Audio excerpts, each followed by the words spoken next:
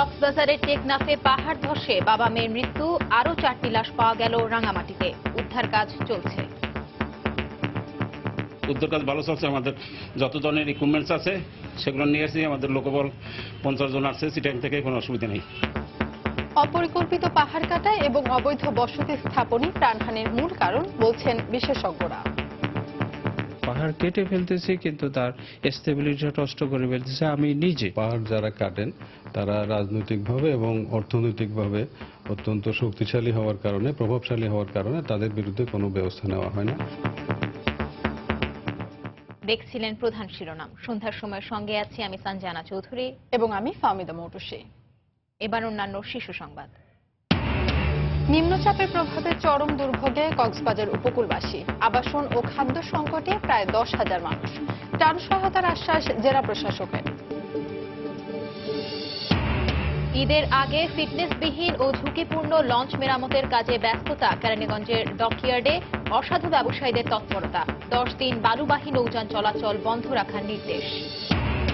দেশের চাহিদার 70% রক্তই দিচ্ছে পেশাদার ডোনাররা। সঠিকভাবে পরীক্ষা না করায় সৃষ্টি হচ্ছে জটিলতা। স্বেচ্ছা রক্তদাতার সংখ্যা বাড়ানোর পরামর্শ বিশেষজ্ঞদের।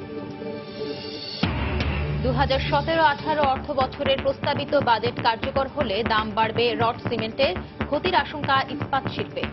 বাজেট পাশের আগে কাঁচামাল আমদানিতে নতুন ভ্যাট বাস্তবায়নের অভিযোগ। এবং এখনো নিয়ন্ত্রণে আসেনি লন্ডনে 27 তলা ভবনের আগুন। নিহত অন্তত 6। বহু মানুষ নিখোঁজ, আহত অর্ধশত।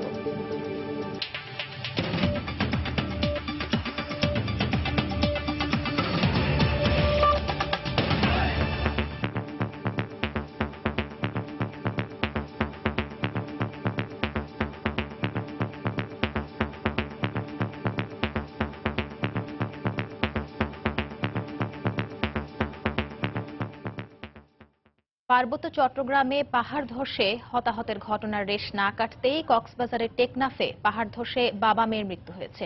এদিকে সকালে রাঙামাটিতে আবারও উদ্ধার কাজ শুরু হবার পর আরও 4টি লাশ পাওয়া গেছে। এ নিয়ে 2 পার্বত্য জেলা ও চট্টগ্রামের মৃতের সংখ্যা বেড়ে দাঁড়ালো 135 জনে। এখনও স্বজনদের খোঁজ না পেয়ে আহাজারি করছেন অনেকে। বিস্তারিত জানাচ্ছেন কমল দে, ক্যামেরায় ছিলেন শাখাওয়াত টিপু। রাঙ্গামাটি পার্বত্য জেলা যেন এক মৃত্যুপুরী। পাহাড় দেশে 2 দিন পেরিয়ে গেল, নিহতের সংখ্যা যেমন বাড়ছে তেমনি বাড়ছে নিখোঁজের সংখ্যাও। এক্ষেত্রে দক্ষ উদ্ধারকর্মী না থাকার পাশাপাশি ছিল না অত্যাধুনিক যন্ত্রপাতি। ফলে এখানে উদ্ধার কাজে চরম ব্যাহত হয়। সে হাতে ছিল বৃষ্টিপূর্ণ আবহাওয়া এবং দুর্গম পরিবেশ। আর সব মিলিয়ে উদ্ধার কাজ চরমভাবে ব্যাহত হচ্ছে বলে জানিয়েছে স্থানীয় উপজেলা প্রশাসন। আমাদের সেই ধরনের লজিস্টিক আমাদের অপ্রতুল আছে, যে যার ফলে আমরা নিজেদের ঝুঁকি নিয়ে সেই জায়গায় যেতে পারতেছি না। তার ফলে দুর্ঘটনার বেশি। আর যারা আহত হয়েছে তাদের চিকিৎসার জন্য এখন যে পরিমাণ আমাদের মেডিকেল টিম বা দরকার, সেরকম মানে যাতায়াত বন্ধ, টিমগুলো যেতে পারতেছে না। এই অবস্থায় উদ্ধার কাজের জন্য তলব করা হয় চট্টগ্রাম, নোয়াখালী এবং কুমিল্লা থেকে দক্ষ ফায়ার সার্ভিস কর্মী। সকালের দিকে 60 জনের এই বিশাল দল এসে উপস্থিত হয় রাঙ্গামাটিতে। আনা হয় অত্যাধুনিক যন্ত্রপাতি। শুরু হয় উদ্ধার কাজ। উদ্ধার কাজের প্রথম 1 ঘন্টার মধ্যে উদ্ধার করা হয় 3 জনের মরদেহ। এখন পর্যন্ত আমরা যে সন্ধান পাইছি তাদের 14 থেকে 15 জন নিখোঁজ আছে। উদ্ধার কাজ ভালো চলছে। আমাদের যত ধরনের ইকুইপমেন্টস আছে সেগুলো নিয়ে এসেছি। আমাদের লোকবল 50 জন আসছে। সিটাং থেকে কোনো অসুবিধা নেই। এক্ষেত্রে স্থানীয়রা বলছেন, গতকাল সকালে প্রবল বর্ষণের সাথে সাথে নেমে আসে পাহাড় ধস।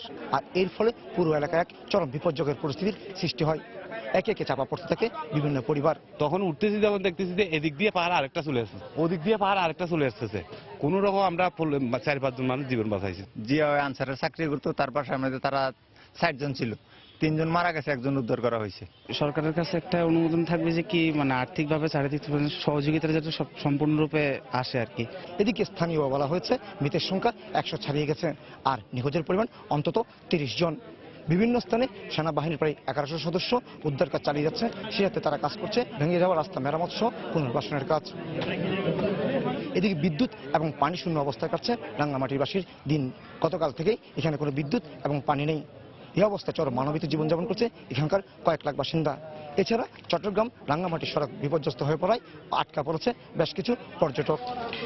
গতকাল সকালে প্রবল বর্ষণ এবং পাহাড় ধসে এখানে নিহত হয়েছে 100 জনের বেশি এবং নিখোঁজ হয়েছে 30 জন। আর তাদের উদ্ধারের জন্য বিভিন্ন স্থান থেকে উদ্ধার কর্মীরা এসে যোগ দেয় এবং স্থানীয়ভাবে প্রথম তারা উদ্ধার কাজ চালিয়ে যায়। রাঙ্গামাটির ব্যাপী থেকে কমল দে, সময় সংবাদ। এদিকে 43 ঘন্টা পর বান্দরবানে পাহাড় ধসে মাটির নিচে চাপা পড়া মা ও মেয়ের লাশ উদ্ধার করেছে সেনাবাহিনী, ফায়ার সার্ভিস ও স্থানীয়রা। সকালে দ্বিতীয় দিনের মতো উদ্ধার কাজ শুরু করেন তারা। এ সময় মা ও মেয়ের সন্ধানে সেখানে ভিড় করেন স্বজনরা। পরে দুপুরে দুইজনের লাশ উদ্ধারের পর কান্নায় ভেঙে পড়েন তারা। সোমবার রাতে শহরের আগাপাড়া এলাকায় পাহাড় ধসে মাটির নিচে চাপা পড়ে কামরুন নাহার ও তার মেয়ে সুপ্রিয়া। এদিকে টানা বৃষ্টি ও বৈরী আবহাওয়ার কারণে গতকাল উদ্ধার কাজ শুরু করতে পারেননি বলে জানিয়েছেন সেনাবাহিনী ও ফায়ার সার্ভিস। রাঙামাটিতে পাহাড় ধসে উদ্ধার কাজ চালানোর সময় 2 কর্মকর্তা সহ নিহত 4 সেনা সদস্যের জানাজা সম্পন্ন হয়েছে। জোহরের নামাজের পর ঢাকা সেনানিবাসে সেনাকুঞ্জ কেন্দ্রীয় মসজিদে তাদের জানাজা হয়। নিহত সেনা সদস্যরা হলেন মেজর মাহফুজুল হক, ক্যাপ্টেন তানভীর সালাম, কর্পোরাল মোহাম্মদ আজিজুল হক এবং সৈনিক শাহিন আলম। এর আগে সকাল 10:30টার দিকে তাদের লাশ হেলিকপ্টারে করে রাঙামাটি থেকে ঢাকায় আনা হয়। এদিকে নিহত 2 সেনা কর্মকর্তা মেজর মাহফুজুল হক ও ক্যাপ্টেন তানভীর সালামের লাশ আগামীকাল সকাল 10টায় বনানী সামরিক কবরস্থানে সমাহিত করা হবে। আর বাকি 2 সেনা সদস্যের লাশ আজই নিজ নিজ গ্রামের বাড়িতে দাফন করা হবে।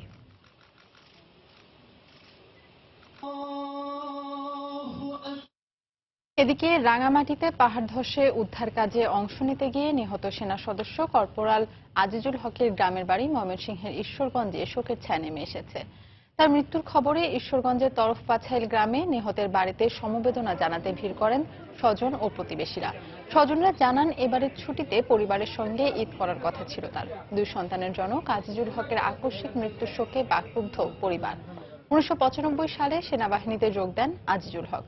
তিনি ছিলেন পরিবারের একমাত্র উপার্জনক্ষম ব্যক্তি। গতকাল রাঙামাটিতে পাহাড় ধসে উদ্ধার কাজে অংশ নিতে গিয়ে প্রাণ হারান কর্পোরাল আজিজুল হক।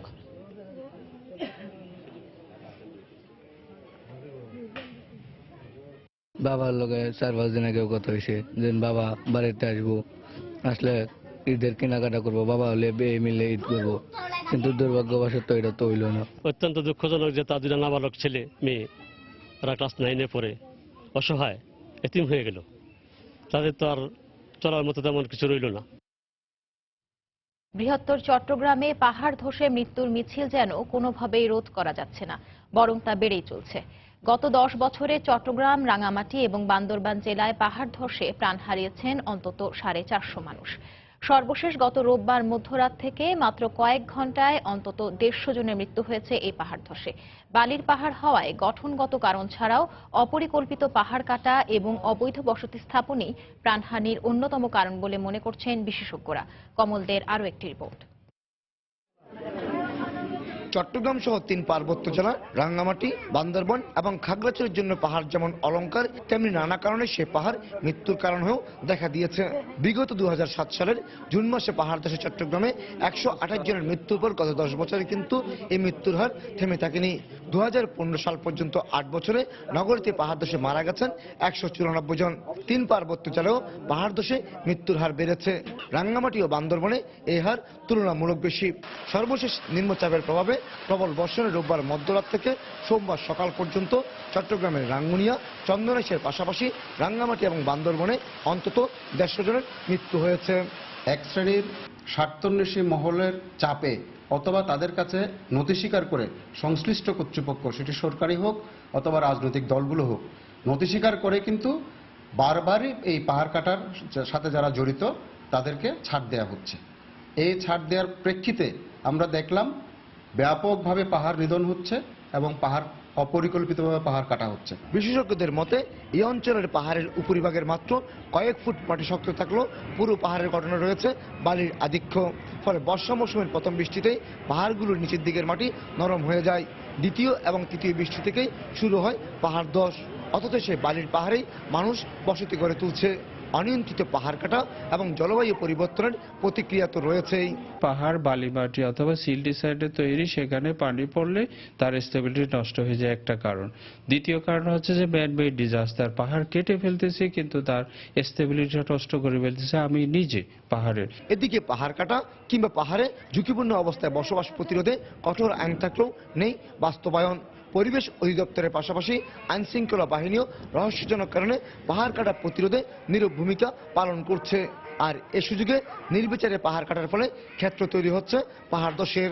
পাহাড় না কাটার জন্য কিন্তু সুনির্দিষ্ট আইন আছে এবং আইন প্রয়োগের ব্যবস্থাও আছে, কিন্তু অজ্ঞাত কারণে যেহেতু পাহাড় যারা কাটেন তারা রাজনৈতিকভাবে এবং অর্থনৈতিকভাবে অত্যন্ত শক্তিশালী হওয়ার কারণে, প্রভাবশালী হওয়ার কারণে তাদের বিরুদ্ধে কোনো ব্যবস্থা নেওয়া হয় না।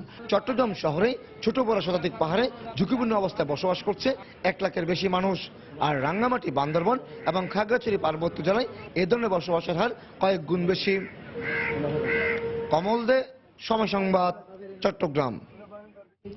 পাহাড় ধসে আহতদের চিকিৎসা সেবা দিতে পার্বত্য জেলাগুলোতে 482টি মেডিকেল টিম কাজ করছে বলে জানিয়েছেন স্বাস্থ্যমন্ত্রী মোহাম্মদ নাসিম।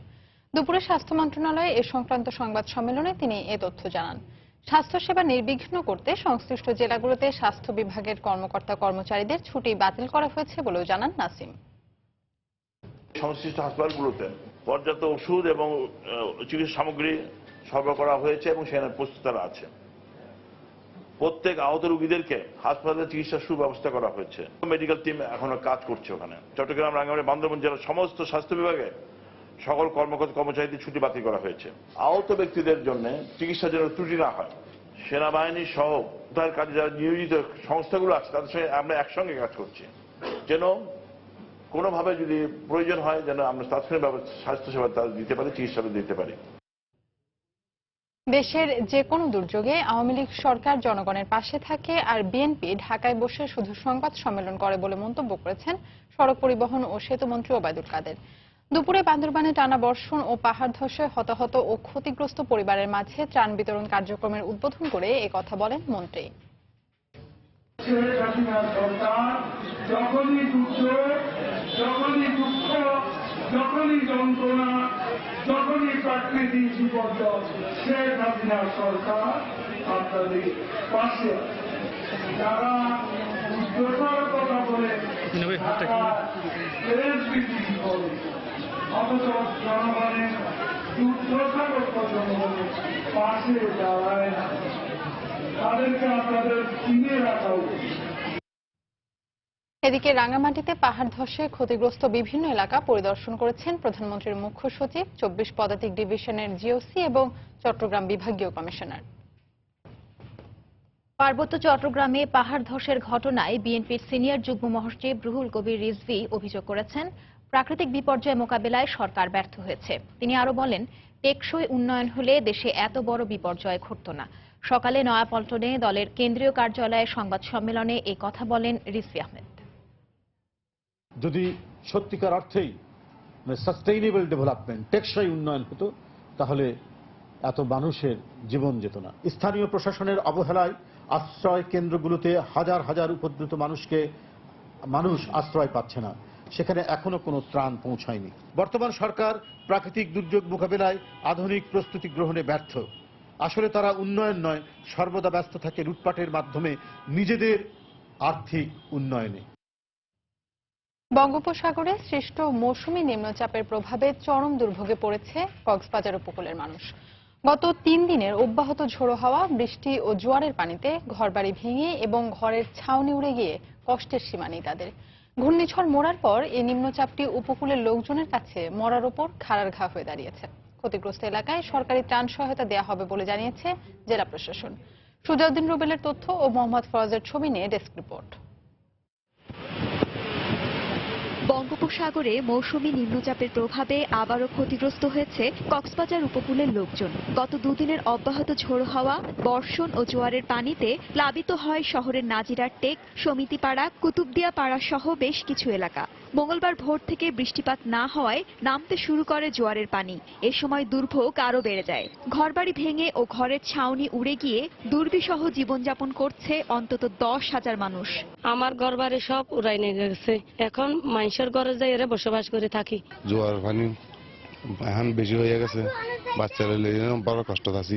এখানে সাহায্য সরকারের অনুদান সাহায্য সহযোগিতা কিছু আমরা পাচ্ছি না। যে সাহায্যগুলো আসে এখানে নাতা কাটার মাধ্যমে আসে, তারা আত্মীয় স্বজনকে দিয়ে আমাদেরকে দেয় না। উপকূলের ক্ষতিগ্রস্ত এলাকায় খাদ্য সংকট দেখা দেয় জরুরি ভিত্তিতে ত্রাণ প্রয়োজন বলে জানালেন স্থানীয় জনপ্রতিনিধি। এই মুহূর্তে রমজানে তারা গরিব মানুষগুলি খাদ্য সংকটে রয়েছে, তাদের জরুরি ত্রাণ প্রয়োজন। জেলা প্রশাসক আশ্বাস দিয়েছেন ক্ষতিগ্রস্ত এলাকায় সরকারি ত্রাণ সহায়তা দেওয়া হবে। সরকারের পক্ষ থেকে আমাদের ত্রাণ আছে, সাহায্য আছে, আমরা সবসময় এগুলো সহায়তা প্রদান করে থাকি। আমরা খোঁজখবর নিচ্ছি। জেলা প্রশাসনের তথ্য মতে কক্সবাজারের ৫ উপজেলার অর্ধলক্ষাধিক মানুষ নিম্নচাপের প্রভাবে ক্ষতিগ্রস্ত হয়েছেন। সময় সংবাদ, কক্সবাজার। সন্ধ্যার সময়ে আরো থাকছে।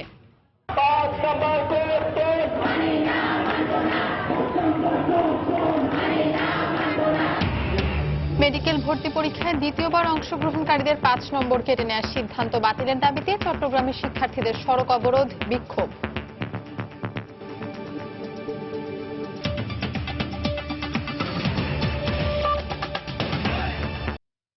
দেশের বাইরের খবর। যুক্তরাজ্যের পশ্চিম লন্ডনে ২৭ তলা ভবনে ভয়াবহ আগুন লাগার ১৮ ঘণ্টা পেরিয়ে গেলেও তা পুরোপুরি নিয়ন্ত্রণে আনতে পারেনি ফায়ার সার্ভিস কর্মীরা। এ পর্যন্ত ৬ জনের মৃত্যুর খবর জানানো হলেও এ সংখ্যা আরও বাড়ার আশঙ্কা করা হচ্ছে। এছাড়া ৫০ জন গুরুতর আহত হয়েছে বলে জানায় স্থানীয় কর্তৃপক্ষ। আহতদের স্থানীয় ৫টি হাসপাতালে চিকিৎসা দেওয়া হচ্ছে। ভবনের ভেতরে বহু মানুষ আটকে আছেন বলে জানিয়েছে গণমাধ্যম। স্থানীয় সময় ভোররাতে পশ্চিম লন্ডনের গ্রিনফিল্ড টাওয়ার এভাবেই দাউ দাউ করে জ্বলতে থাকে। মুহূর্তেই ছড়িয়ে পড়ে আগুনের লেলিহান শিখা। পুরো এলাকায় ছড়িয়ে পড়ে আতঙ্ক। খবর পেয়ে ঘটনাস্থলে ছুটে আসেন দমকল কর্মীরা। তাদের চেষ্টায় পরিস্থিতি কিছুটা নিয়ন্ত্রণে আসলেও ভোরের দিকে আবারও ভবনের বিভিন্ন তলায় আগুন ছড়িয়ে পড়ে। এতে কালো ধোঁয়ায় ঢেকে যায় পুরো এলাকা। এ ঘটনায় বেশ কয়েকজনকে উদ্ধার করে হাসপাতালে নেওয়া হলেও ভেতরে অনেকে আটকা পড়েন। ওই ভবনে আমার বন্ধুর একটি ফ্ল্যাট আছে, সেখানেই ছিলাম আমরা। সবাই ঘুমেছিলাম। কিছু একটা পোড়ার গন্ধ পেয়ে সজাগ হয়ে যাই। আগুন ছড়িয়ে পড়ার খবর পেয়ে দরজা খুলে দেখি শুধু ধোঁয়া আর ধোঁয়া। কোনো উপায় না পেয়ে অনেক কষ্ট করে জানালা থেকে বেয়ে নিচে নেমে আসি। গভীর রাতে হঠাৎ ধোঁয়ায় দম বন্ধ হয়ে আসছিল। বুঝলাম কিছু একটা গন্ডগোল হয়েছে। এর মধ্যেই চিৎকার চেঁচামেচির শব্দে বুঝতে পারলাম আগুন লেগেছে। দ্রুত ভবন থেকে বেরিয়ে পড়ি। টাওয়ারটিতে ১২০টি ফ্ল্যাট রয়েছে। যারা নিচের দিকের ফ্ল্যাটে ছিল তাদের অনেকে রান্নাঘরের জানালা দিয়ে দড়ি বেয়ে নেমে আসে। নিচের তলায় অনেক গাড়ি চালক ছিলেন, তারা এই কাজে সহায়তা করে। আগুন ছড়িয়ে পড়ার পর কোনো সতর্কতা সংকেত দেয়া হয়নি বলে অভিযোগ করেছেন ভবনের বাসিন্দারা। আমি অত্যন্ত সৌভাগ্যবান, তাই বেঁচে ফিরেছি। অনেকেই দ্রুত বের হতে পারেনি, কারণ তাৎক্ষণিকভাবে কোনো ধরনের ফায়ার অ্যালার্ম দেওয়া হয়নি। আগুন লাগার খবরে দিশেহারা হয়ে গিয়েছিলাম। প্রথমে একাই দৌড়ে বের হওয়া শুরু করি। পরক্ষণে আমার বান্ধবীকে কাঁধের ওপর নিয়ে দ্রুত সিঁড়ি বেয়ে বাইরে চলে আসি। ২০০ দমকল কর্মী আগুন নিয়ন্ত্রণে কাজ করে যাচ্ছে। সেই সঙ্গে চলছে আটকে পড়াদের উদ্ধার কাজ। আমরা আগুনের ঘটনা সার্বক্ষণিক পর্যবেক্ষণ করছি। আশা করছি শিগগিরই পরিস্থিতি নিয়ন্ত্রণে আসবে। যারা ভবনটি থেকে বের হতে পেরেছেন কিংবা যাদের স্বজন আটকা পড়েছে বলে মনে করছেন তাদের জরুরি নাম্বারগুলোতে যোগাযোগের আহ্বান জানাচ্ছি। ভবনের ৪র্থ তলা থেকে আগুন ছড়িয়ে পড়ে বলে প্রাথমিকভাবে জানা গেছে। অগ্নিকাণ্ডের সূত্রপাত সম্পর্কে জানা না গেলেও রেফ্রিজারেটরের ত্রুটি থেকে আগুন লেগে থাকতে পারে বলে এক সূত্রের বরাতে জানায় রুশ গণমাধ্যম আরটি। দীর্ঘ সময় ধরে আগুন জ্বলতে থাকায় ভবনের কিছু অংশ ধসে পড়তে শুরু করেছে। এমনকি পুরো টাওয়ারটি ধসে পড়ার আশঙ্কা করা হচ্ছে। এ অবস্থায় আশপাশের বাসিন্দাদের নিরাপদ স্থানে সরে যেতে বলেছে কর্তৃপক্ষ। রিয়াদুল ইসলাম, সময় সংবাদ। পশ্চিম লন্ডনে ঘটনাস্থলে আছেন আমাদের লন্ডন প্রতিনিধি শোয়েব কবির। সবশেষ পরিস্থিতি সম্পর্কে বিস্তারিত জানিয়েছেন তিনি। লন্ডন স্থানীয় সময় রাত ১২টা ৫৪ আগুন লাগে পশ্চিম লন্ডনের লাটিমা রোডের ২৭ তলা আবাসিক ভবনটিতে। এখন পর্যন্ত এই ঘটনায় ৬ জনের মৃত্যুর খবর নিশ্চিত করেছে লন্ডন মেট্রোপলিটন পুলিশ। তবে কতজন এখনো ভবনটিতে আটকে আছেন তা এখনো জানা যায়নি। এই ঘটনায় এখন পর্যন্ত কোনো বাংলাদেশি হতাহত ঘটনা পাওয়া যায়নি। তবে এই ভবনটিতে ৪ বছর আগে একজন বাংলাদেশি ছিলেন বলে ধারণা করা হচ্ছে। তবে তিনি এখনো আছেন কিনা সে বিষয়ে নিশ্চিত করা যায়নি। আমার জানা মতো অনেক মুসলিম পিপল আছে। আগুনটা দেখলাম যে আমার মনে হয় রাতে ৩টা ৪টার পর থেকে আগুনগুলো বেশি, মানে ৪টার ৫টার দিকে আগুনগুলো বিল্ডিংটা বেশি মানে পড়ে যাচ্ছে আর কি। 120 থেকে 130 ফ্যামিলি এখানে বসবাস করে এই বিল্ডিংয়ে। আমার জানা মতো কোনো বাঙালি নেই। এখন পর্যন্ত ৪০টি ফায়ার সার্ভিসের গাড়ি এসে প্রায় ২০০ জন দমকল বাহিনী উদ্ধার কাজে নিয়োজিত রয়েছেন এবং ৫০ জনকে আশেপাশের 5টি হাসপাতালে চিকিৎসা দেওয়া হচ্ছে। ঘটনার পরপরই আশেপাশের বাড়িগুলোতে একজন আতঙ্ক বিরাজ করছে এবং নিরাপদে সরিয়ে ফেলা হয়েছে প্রায় অর্ধ কিলোমিটারের মধ্যে যারা বসবাস করছেন সবাইকে, এবং পুরো এলাকাটি ঘিরে রেখেছে পুলিশ, কাউকে প্রবেশ করতে দেওয়া হচ্ছে না, কারণ যে কোনো মুহূর্তে এই ভবনটি ধসে পড়ার একটা সম্ভাবনা দেখা দিয়েছে। আর তাই মোতায়েন করা হয়েছে অতিরিক্ত ফায়ার সার্ভিসের কর্মীরা এবং তাদেরকে আশেপাশে যেসব রোড আছে সেখানে মজুত করে রাখা হয়েছে, কারণ যে কোনো মুহূর্তে অপ্রীতিকর ঘটনা সামাল দিতেই কিন্তু এই ধরনের পূর্ব প্রস্তুতি রাখা হয়েছে। এবং এই ঘটনা আসলে এই আশেপাশে এলাকায় বাংলাদেশিদের সংখ্যা কিন্তু খুব কম থাকলেও কিন্তু এখানে এশিয়ানদের সংখ্যা কিন্তু অনেক রয়েছে। লাটিমা রোড থেকে শোয়েব কবির, সময় সংবাদ, লন্ডন। বর্তমান সরকারের অধীনে কোনো নির্বাচন হবে না বলে মন্তব্য করে বিএনপি চেয়ারপারসন বেগম খালেদা জিয়া বলেছেন, একতরফা নির্বাচনের মাধ্যমে আর কাউকে ক্ষমতায় যেতে দেওয়া হবে না। রাজধানীর একটি কনভেনশন সেন্টারে ঢাকা মহানগর উত্তর বিএনপি আয়োজিত ইফতার মাহফিলে যোগ দিয়ে তিনি এ মন্তব্য করেন। নির্বাচনকে সামনে রেখে ধানের শীষে ভোটও চান বেগম জিয়া। আওয়ামী লীগকে কোনোভাবে একতরফা ইলেকশন করতে দেওয়া হবে না, একতরফা ইলেকশন এদেশে হবে না, এবং সেটা কারো কাছে পৃথিবীর কোথাও গ্রহণযোগ্য হবে না। সেজন্য এবারকার ইলেকশন হবে সকলের অংশগ্রহণের নির্বাচন। আর হাসিনা এই নির্বাচনে অংশগ্রহণ করবে, কিন্তু ক্ষমতায় থেকে নির্বাচন করাতে পারবে না।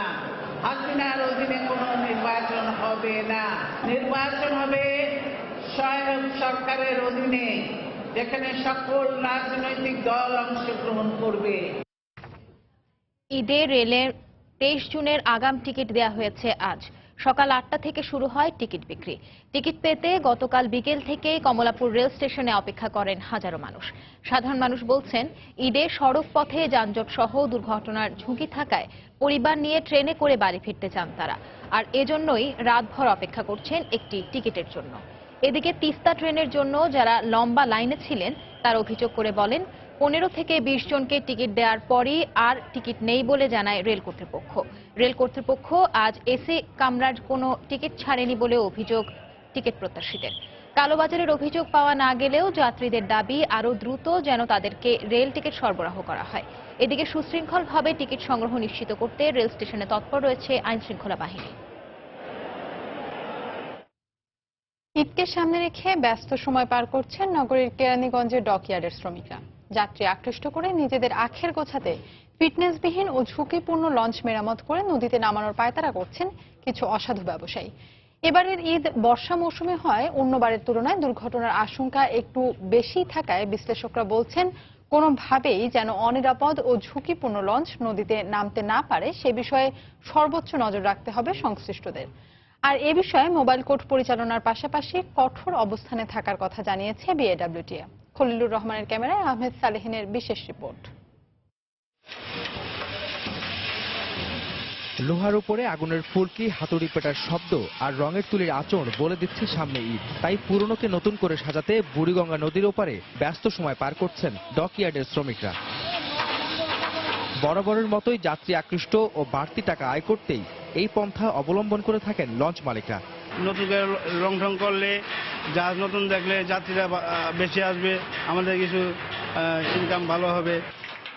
এতে কারো সমস্যা না থাকলেও ঠিক একই সময় কিছু অসাধু ব্যবসায়ী বাড়তি টাকার লোভে অনিরাপদ ও ফিটনেসবিহীন লঞ্চ নদীতে নামায়। তাড়াতাড়ি কাজ শেষ করে যাত্রী নিয়ে যাবে।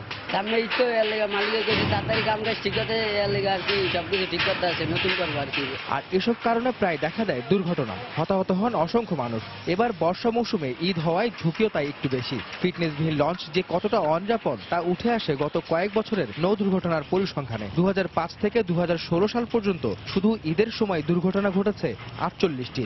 নিহত হয়েছেন 264 জন আর এখনো নিখোঁজ রয়েছেন 72 জন, আহত শতাধিক।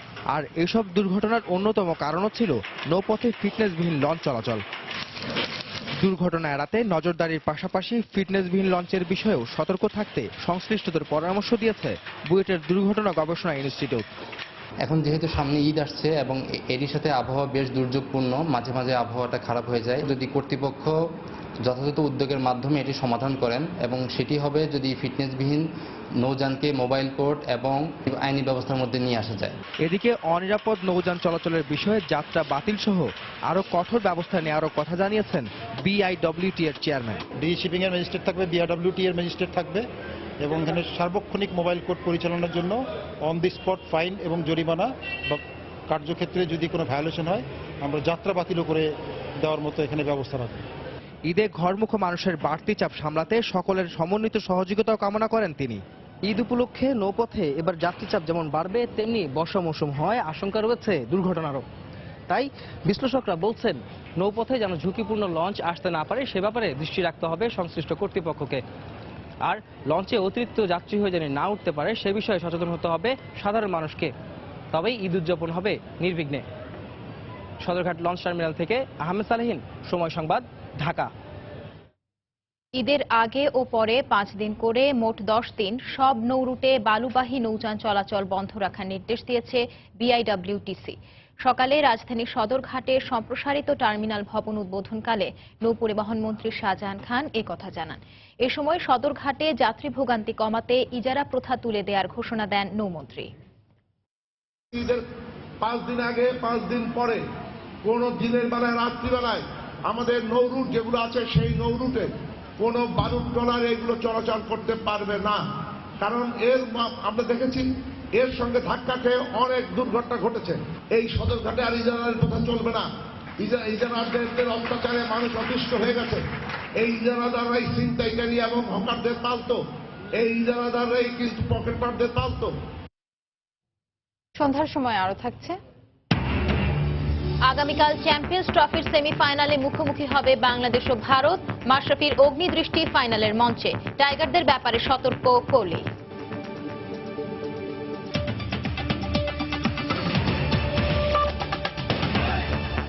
মেডিকেলে ভর্তি পরীক্ষায় দ্বিতীয়বার অংশগ্রহণকারীদের 5 নম্বর কেটে নেওয়ার সিদ্ধান্ত বাতিলের দাবিতে চট্টগ্রামে সড়ক অবরোধ করেছে ভর্তিচ্ছু শিক্ষার্থীরা।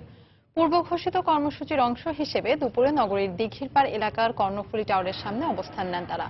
সেখানে বিক্ষোভ শেষে সড়ক অবরোধ করা হয়। এতে সড়কে যান চলাচল বন্ধ হয়ে যায়। পরে ঘটনাস্থলে গিয়ে পরিস্থিতি নিয়ন্ত্রণে আনে পুলিশ।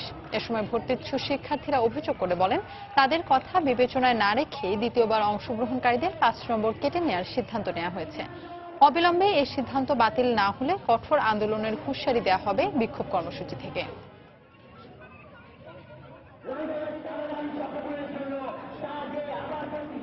যেসব স্টুডেন্ট জিপিএ 5 পায়নি তাদের 7 নাম্বার চলে যায়, এবার তাদের 5 নাম্বার চলে যাবে। 7 আর 5 12 নাম্বার থাকবে না।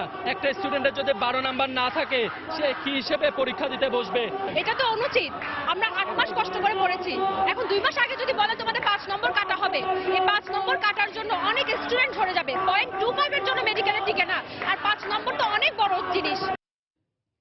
2017-18 অর্থ বছরের বাজেটে ভ্যাট বাড়ানোর যে প্রস্তাব দেওয়া হয়েছে তা কার্যকর হলে দাম বাড়বে রড সিমেন্টের। এতে ক্ষতির মুখে পড়বে ইস্পাত শিল্প, নেতিবাচক প্রভাব পড়বে অবকাঠামো উন্নয়নে। তাই 2019 সাল পর্যন্ত ইস্পাত শিল্পকে ভ্যাটের আওতামুক্ত রাখার দাবি শিল্প উদ্যোক্তাদের। অর্থনীতিবিদদের আশঙ্কা, ভ্যাটের কারণে সরকারের মেগা প্রকল্প বাস্তবায়নে ব্যয় বৃদ্ধি সহ বাড়বে দুর্নীতি। কামরুল হাসান সবুজের রিপোর্ট। কোন দেশের অর্থনৈতিক সমৃদ্ধির অন্যতম শর্ত উন্নত অবকাঠামো, কিন্তু আসছে অর্থ বছরে অবকাঠামো নির্মাণের কাঁচামাল রড সিমেন্টের উপর ভ্যাট বাড়ানোর প্রস্তাব করা হয়েছে। বাজেট বিশ্লেষণে দেখা যায় রড তৈরির কাঁচামাল আমদানিতে নিয়ন্ত্রণমূলক শুল্ক 0 থেকে বাড়িয়ে 5% করা হয়েছে। উৎপাদন পর্যায়ে গ্যাস ব্যবহারের ভ্যাট বাড়ানো হয়েছে 12% ও বিদ্যুৎ ব্যবহারে 5% থেকে করা হয়েছে 15%। এর সঙ্গে থাকছে পণ্য বিক্রিতে একক ভ্যাট হার 15% করার প্রস্তাব। শিল্প মালিকরা বলছেন প্রস্তাবিত এই ভ্যাট কাঠামো কার্যকর হলে টন প্রতি 10,000 টাকা পর্যন্ত দাম বাড়বে রডের। যারা ক্রেতা তাদের এত বড় সক্ষমতা আসে নাই, 8-10 হাজার টাকা বৃদ্ধি পাবে, এটা ইমিডিয়েট তারা দিতে পারবে। প্রাইসটাকে এইভাবে রাখি, ডেভেলপমেন্ট একটা মুখ থুবড়ে পড়বে। 2019 পর্যন্ত আমাদের সক্ষমতা অর্জনের জন্য ভ্যাট যে 15% এটা মুক্ত রাখা হোক, যে রাজস্ব আয় বাড়াতে বাজেটে সিমেন্ট শিল্পে কর আদায়ের কাঠামো পরিবর্তন করা হয়েছে। এই শিল্পে উৎসে কর কমানোর দাবি উদ্যোক্তাদের। প্রতিটা ব্যাগে 16 টাকা পর্যন্ত বেড়ে যেতে পারে। অ্যাডভান্স ইনকাম ট্যাক্স হিসেবে 5% দিচ্ছি। যদি 3% বা 2% নিয়ে আসা যায় তাহলে কিন্তু আমরা আরো সাশ্রয়ী মূল্যে আমাদেরকে ভোক্তাদেরকে দিতে পারতাম বা পারবো। অর্থনীতি বিশ্লেষকরা বলছেন, রড সিমেন্টের দাম বাড়লে বাড়বে প্রকল্প বাস্তবায়নের সময়সীমা, সেই সঙ্গে তৈরি হবে অর্থ অপচয়ের আশঙ্কা। প্রকল্প মূল্য যখন বৃদ্ধি পাবে তখন আবার এটার ভিতরে আরেক দফা দুর্নীতির সুযোগ তৈরি হবে। সরকারের ক্ষেত্রে এখন যেটা প্রয়োজন হবে সেটা হলো সার্বিকভাবে এই প্রকল্প ব্যয়ের ভিতরে কতখানি এটার দামটা রিফ্লেক্ট করবে সেই বিষয়ে একটা ভালোভাবে হিসাব তৈরি করা। যখন দাম বাড়বে তখন আমার ব্যক্তি খাতের বিনিয়োগও কিন্তু আরো বেশি কস্টলি হয়ে যাবে। ইস্পাত শিল্প মালিকদের সংগঠনের তথ্য মতে দেশে বর্তমানে 50 লাখ টন রডের চাহিদার বিপরীতে উৎপাদন হচ্ছে 80 লাখ টন, আর মোট চাহিদার 30% আসে সরকারের বিভিন্ন প্রকল্প থেকে। কামরুল হাসান সবুজ, সময় সংবাদ, ঢাকা। 2017-18 অর্থ বছরের প্রস্তাবিত বাজেট পাশ হওয়ার আগেই ইস্পাত শিল্পের কাঁচামাল আমদানিতে নতুন ভ্যাট কাঠামো বাস্তবায়ন শুরু করেছে চট্টগ্রাম কাস্টমস অফিস। সকালে রাজধানীর মতিঝিলে Dhaka chamber of commerce and industry DCCI এর মিলনায়তনে যৌথ সংবাদ সম্মেলনে এই অভিযোগ করেন Bangladesh auto re-rolling and steel mills অ্যাসোসিয়েশনের চেয়ারম্যান। এ সময় বাজেটে ইস্পাত শিল্পের ওপর আরোপিত ভ্যাট প্রত্যাহারের দাবি জানানো হয়। বিক্রয় পর্যায়ে আমরা সম্পূর্ণভাবে ভিএটি এক্সেম্পটেড ছিলাম, সে জায়গায় 15% ভিএটি আরোপ করা হলো। আমরা এর বিরোধিতা জানাচ্ছি। চিটাগং কাস্টমস অলরেডি আমাদের কাঁচামালের উপরে ভিএটি ইম্পোজ করা শুরু করেছে, আরডি কাটা শুরু করেছে, ওদিকে আমাদের 20% খরচ অলরেডি বেড়ে গেছে এবং এটাই হচ্ছে আমাদের ভেরি আনফরচুনেট সিনারিও।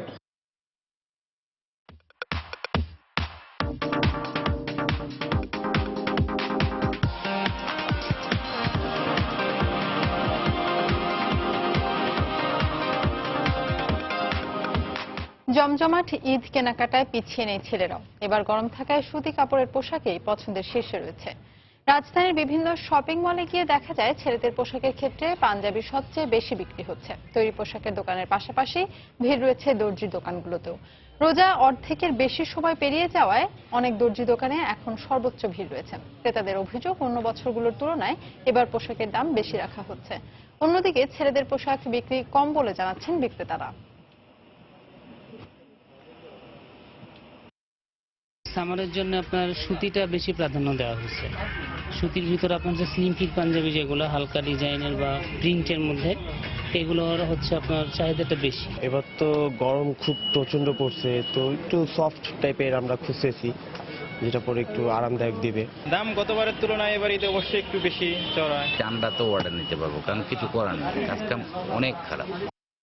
জাতীয় সংসদের বাজেট অধিবেশনে আলোচনার পর ব্যাংক আমানতের ওপর আবগারি শুল্ক হার কমানোর ব্যাপারে সিদ্ধান্ত নেওয়া হবে বলে জানিয়েছেন অর্থমন্ত্রী আবুল মাল আব্দুল মুহিত। সচিবালয়ে সরকারি ক্রয় সংক্রান্ত মন্ত্রিসভা কমিটির সভা শেষে সাংবাদিকদের কথা বলেন অর্থমন্ত্রী। এ সময় সাংবাদিকদের এক প্রশ্নের জবাবে তিনি বলেন, চাল আমদানির ওপর শুল্ক প্রত্যাহারের বিষয়ে এখনো সিদ্ধান্ত হয়নি।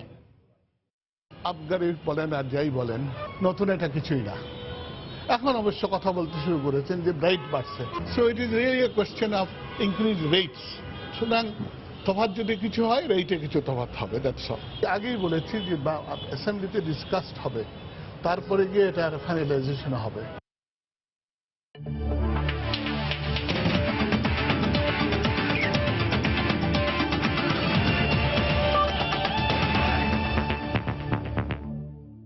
চ্যাম্পিয়ন্স ট্রফির খবর। আগামীকাল আসরের দ্বিতীয় সেমিফাইনালে মুখোমুখি হবে বাংলাদেশ ও ভারত। এই ম্যাচে চাপমুক্ত হয়েই জয় চায় বাংলাদেশ, তবে এজন্য সমর্থকদের ধৈর্য ধরার আহ্বান জানিয়েছেন অধিনায়ক মাশরাফি। ম্যাচের দিন পার্বত্য চট্টগ্রামে নিহতদের স্মরণে কালো আর্মবেন্ড পরে খেলতে নামবে টাইগাররা। অন্যদিকে বাংলাদেশের ব্যাপারে বেশ সতর্ক ভারতের অধিনায়ক বিরাট কোহলি। প্রতিপক্ষ হিসেবে টাইগারদের হালকাভাবে নেওয়ার সুযোগ নেই বলেও মন্তব্য করেন তিনি। আপনি যদি ক্রিকেট নেশন হিসেবে ইমপ্রুভ করতে চান, তখন আপনাকে এই ধরনের ম্যাচ প্রচুর আসবে এবং এই ধরনের টুর্নামেন্টে যদি আপনি আরো উপরে যেতে চান এই ধরনের ম্যাচই খেলতে হবে। এটাকে উপভোগ করা ছাড়া আসলে বাড়তি প্রেশার বা বাড়তি যদি অন্য কিছু আমরা মাথায় নিই তাহলে কাজগুলো আরো কঠিন হয়ে যায়। আমরা অবশ্যই আমাদের সাধ্যমতো চেষ্টা করব, আমাদের বেস্ট অ্যাবিলিটি দিয়ে আমরা খেলার চেষ্টা করব। তবে আমি অবশ্যই বলবো ধৈর্য ধরতে, এবং ইনশাল্লাহ বাংলাদেশ ক্রিকেট সামনে এগিয়ে যাচ্ছে, আর আমরাও কালকের ম্যাচেও ইনশাল্লাহ চেষ্টা করব আমাদের সেরাটা খেলার। No surprise anymore to anyone that they are doing really well. গত কয়েক বছর ধরেই বাংলাদেশ অসাধারণ ক্রিকেট খেলছে। দারুণ সব ক্রিকেটার আছে তাদের। ইতোমধ্যে তারা প্রমাণ করেছে যে তারা বড় দল। নিজেদের দিনে বাংলাদেশ যে কারোর জন্যই বিপজ্জনক। দলটির বিপক্ষে রিল্যাক্সের কোনো সুযোগ নেই। No one takes any opposition for granted. Champions ট্রফির আরো খবর। আসরের প্রথম সেমিফাইনালে পাকিস্তানের বিপক্ষে ব্যাটিং ব্যর্থতায় 211 রানে গুটিয়ে গেছে স্বাগতিক ইংল্যান্ড। 212 রানের জয়ের লক্ষ্যে এখন ব্যাট করছে পাকিস্তান। শেষ খবর পাওয়া পর্যন্ত তাদের সংগ্রহ বিনা উইকেটে 18 রান।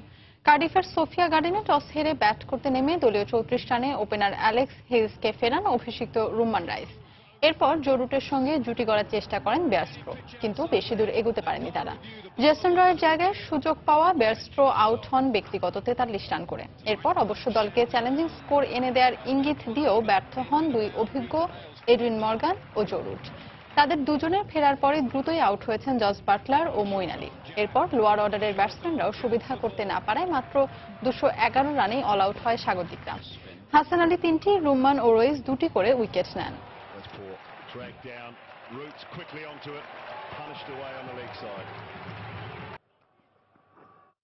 সন্ধ্যার সময় এ পর্যায়ে শীর্ষ সংবাদ জানিয়ে দিচ্ছি আরো একবার।